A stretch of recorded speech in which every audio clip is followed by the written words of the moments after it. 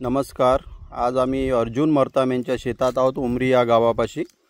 आणि अर्जुन भाऊ आज चारोळ्या तोडत आहे।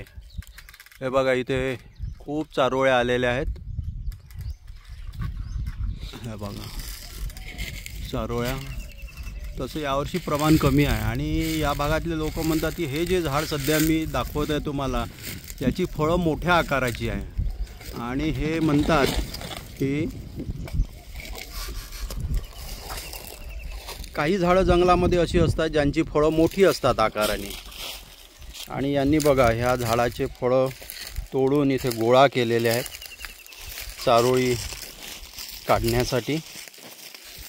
हे बघा, काही पिकलेले आहेत, काही कच्चे आहेत।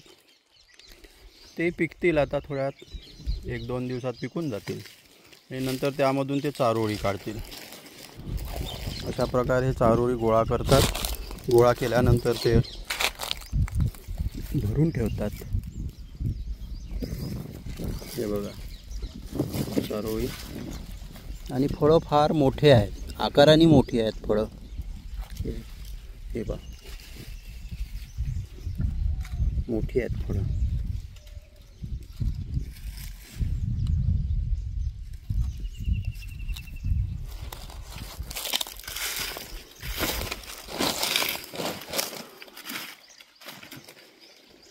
पुन्हा तोडून राहिले आहेत आणि चारोळी तोडणं हे जरा धोक्याचं काम आहे। झाड कच्चं असते आणि त्यामुळे बारीक फांदीवर जाता येत नाही, पण सगळे फळं हे बारीक बारीक फांद्यावरच असतात, त्यामुळे त्या फांदीपर्यंत पोहोचून तोडणं फार कठीण असतं। आणि तोडत असताना बरीचशी फळं खाली पडतात, ती वाया जातात। वेचली तर मिळतात, पण बरीचशी वाया जातात।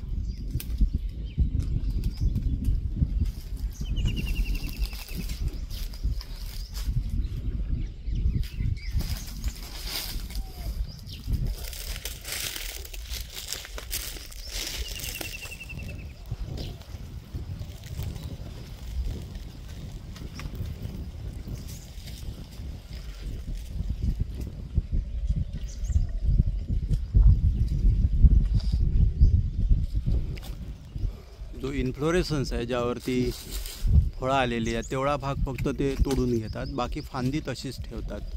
त्यामुळे झाडाला नुकसान होत नाही आणि त्या फांदीवर पुन्हा पुढल्या वर्षी नवीन पालवी आणि फळं येऊ शकतात।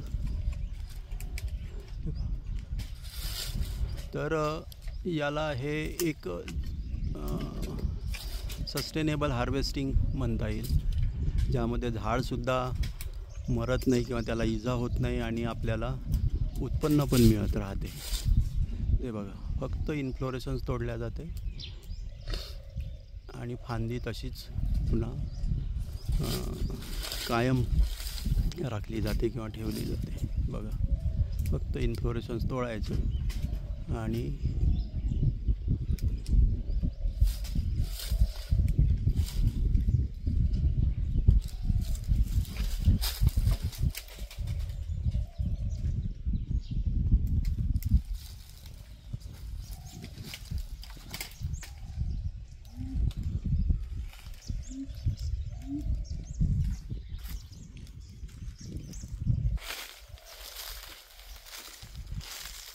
अगदी जंगलाकाठचा हा भाग आहे। इथे बाजूला मोठा नाला आहे आणि या नाल्याला लागून हे झाड बऱ्यापैकी मोठं झाड आहे आणि भरपूर त्याला फळं आलेली आहे।